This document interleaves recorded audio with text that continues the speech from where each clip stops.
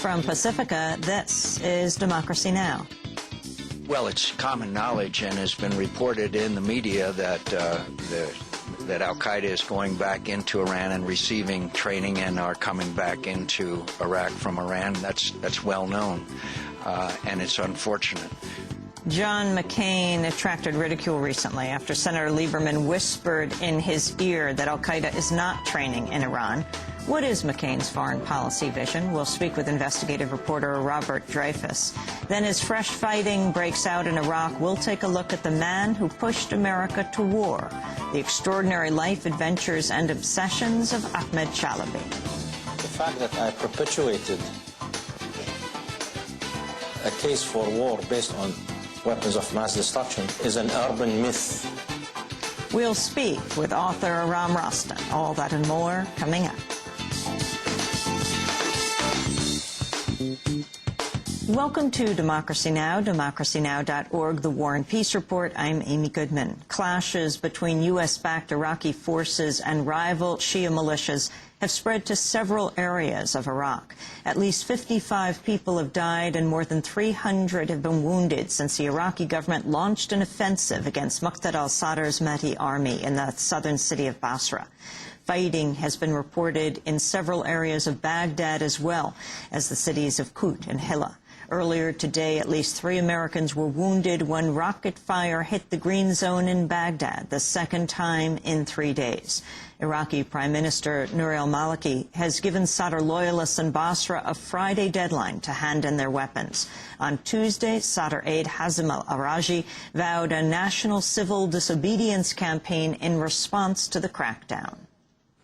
If the Iraqi government will not respond to the demands of the Iraqi people, the second step will be staging a civil revolt. If the government will not respond, the third step will be issued soon. The offensive could end Sadr's 7-month-old ceasefire, seen as a major factor behind the recent drop in violence in Iraq. In other Iraq news, 9 former employees are suing the war contractor KBR for knowingly exposing them to toxic chemicals without adequate protection. The workers, all U.S. citizens, say KBR falsely assured them a chemical strewn across their worksite was only a mild irritant. It turns out to be sodium dichromate, known as highly cancerous.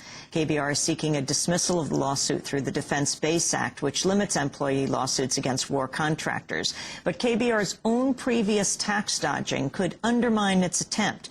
Earlier this month, the Boston Globe revealed KBR has avoided paying hundreds of millions of dollars in federal taxes by hiring workers through shell companies based in the Cayman Islands. Lawyers plan to argue KBR's foreign tax status excludes it from protection under federal law. In Washington, the Supreme Court heard arguments Tuesday in the case of 2 U.S. citizens seeking to challenge their transfer to Iraqi military custody. Shaki Ahmed Omar and Mohammed Munaf are being held at Camp Crockburn near Baghdad Airport. An Iraqi court has convicted Munaf of kidnapping Romanian journalists in a case widely seen as a sham. Munaf's lawyers say the judge had been prepared to dismiss the trial until 2 U.S. military officials intervened and told him to order the death penalty. Munaf's death sentence was recently overturned, but he could face more charges. Omar, meanwhile, was detained by U.S. forces at his Baghdad home. He's been accused of harboring insurgents. In Israel and the occupied territories, the Israeli government says it's authorized a new deployment of 600 Palestinian police officers to the West Bank town of Jenin. Palestinian Authority officials say Israel's not deciding where to base Palestinian forces. Previous involvement of Israel and the U.S. in Palestinian security operations has led to allegations of attempts to widen the Palestinian factional divide and provoke civil war. Meanwhile, at the UN, the Bush administration is suggesting the Security Council and other bodies end public debate on the Israel-Palestine conflict. On Tuesday, U.S. Ambassador Zalmay Khalilzad told the Security Council discussion has become futile.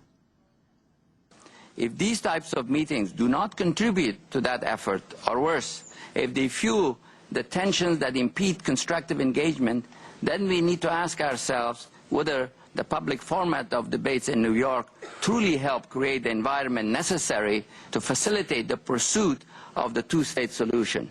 The UN General Assembly annually passes resolutions calling for an end to the Israeli occupation of the West Bank and Gaza. In Afghanistan, a coalition of charities on the ground says a large part of the international aid is being wasted and exploited for donor gain. In a new report, the agency coordinating body for Afghan relief, known as ACBAR, says as much as 40% of aid to Afghanistan is being sent back to donor countries in the form of corporate profits and consultant salaries. Some foreign contractors in Afghanistan make as much as $500,000 per year. The average consultant salary is $200,000, 200 times the annual take of an Afghan civil servant. The report also faults donor countries for failing to meet their pledged donations. The Bush administration has dispersed only half its $10.4 billion commitment to Afghanistan. The Pentagon has admitted to mistakenly shipping nuclear parts to Taiwan. On Tuesday, military officials said 4 fuses for nuclear missiles were accidentally sent in the fall of 2006. Air Force Secretary Michael Wynne said the fuses were returned without incident. Upon learning of the error, the U.S. government took immediate action to acquire positive control of the components and arrange for their safe and secure recovery to the United States. These items have now been safely returned to the United States. The disclosure comes 6 months after the Pentagon admitted to mistakenly flying a B-52 bomber loaded with 5 nuclear warheads across part of the United States. Each of the 5 nuclear warheads has about 10 times the destructive force of the atomic bomb dropped on Hiroshima. Joseph Cirincione of the Plowshares Fund says the latest incident shows the U.S. has, quote, too many nuclear weapons with too little control over them. Ecuador's foreign minister is accusing Colombia of ratcheting up tensions that had seemingly eased following this month's Colombian attack on a FARC base in Ecuador. More than 20 people were killed in the cross-border bombing, including civilians. On Sunday, Colombian Defense Minister Juan Manuel Santos said Colombia would carry out further attacks wherever FARC rebels are based. Ecuadorian Foreign Minister Maria Isabel Salvador called the threat aggressive and warlike. The declarations of the Colombian defense minister are absolutely aggressive, absolutely warlike, and not just in respect to Ecuador, but to the entire continent. To affirm that they are going to continue carrying out these types of missions wherever that may be is nearly a declaration of war from them. Lebanon has announced it's boycotting the upcoming Arab League summit in Syria. Information Minister Ghazi Aridi says Lebanon's protesting Syrian interference in its internal politics. The Council of Ministers has decided that Lebanon will not take part in the Arab summit in Damascus that is scheduled for March 29th and 30th, and will also not participate in the preparatory meetings for the summit. This is a regrettable precedent that has been imposed on us, and Lebanon did it for the first time since the date when the Arab summit started. Saudi Arabia and Egypt are also expected to boycott the Arab summit. Venezuelan President Hugo Chavez has weighed in on the U.S. presidential race. On Tuesday, Chavez said he fears a McCain presidency could be more dangerous than President Bush's, calling McCain a man of war. McCain also seems to be a man of war. He said yesterday Bush has been very tolerant with Chavez. Imagine that. McCain has traveled to Iraq to offer up more weapons and more dollars and more war.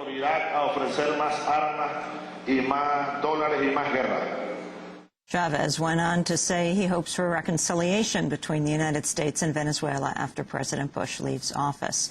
Back in the United States, the Supreme Court has ruled the International Court of Justice has no jurisdiction over the U.S. judicial system.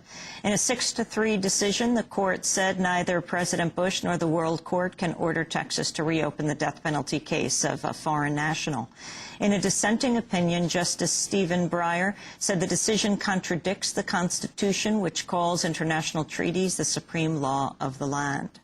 In environmental news, scientists are blaming global warming for the collapse of a massive chunk of ice in the Antarctic. The British Antarctic Survey says the area is about 7 times the size of Manhattan. It began breaking off in late February after being there for perhaps 1,500 years. Scientists say the rest of the Wilkins ice shelf is maintained only by narrow beams of thin ice and may collapse entirely. And the New York Times has revealed the cigarette company Vector helped fund a widely publicized 2006 study that claimed more than 3/4 of lung cancer deaths could be avoided through CT scans. The Weill Cornell Medical College study was published in the New England Journal of Medicine. Researchers were supported by a charity called the Foundation for Lung Cancer, itself almost entirely underwritten by more than $3.6 million in grants from Vector. Vector owns Liggett Group, which makes 5 different brands of cigarettes. And those are some of the headlines. This is Democracy Now!, democracynow.org, the War and Peace Report. I'm Amy Goodman. Republican President